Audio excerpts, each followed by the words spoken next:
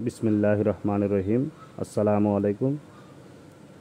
আজকে আমি যে টপিকসটা নিয়ে আলোচনা করব সেটি হচ্ছে কারেন্ট, ভোল্টেজ ও রেজিস্ট্যান্স কী, এদের পরিমাপক যন্ত্রের নাম কী এবং এদেরকে কী দ্বারা প্রকাশ করা হয় তা নিয়ে আলোচনা করব। কারেন্ট কী? কারেন্ট হচ্ছে ইলেকট্রন চলাচলের হারকে কারেন্ট বলা হয়। কারেন্টকে আই দ্বারা প্রকাশ করা হয়।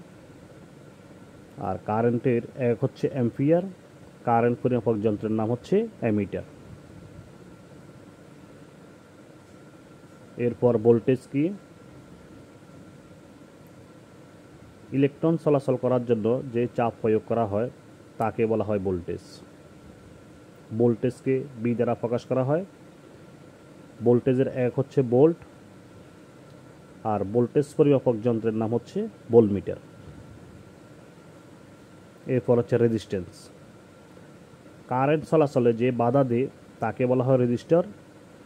আর যে গুণ বা বৈশিষ্ট্যের কারণে বাধা পেয়েছিল বা বাধা দিয়েছিল তাকে বলা হয় রেজিস্ট্যান্স।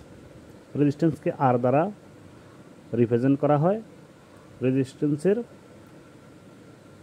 এক হচ্ছে ওহম। আর রেজিস্ট্যান্স পরিমাপক যন্ত্রের নাম হচ্ছে ওহম মিটার। ধন্যবাদ সবাইকে।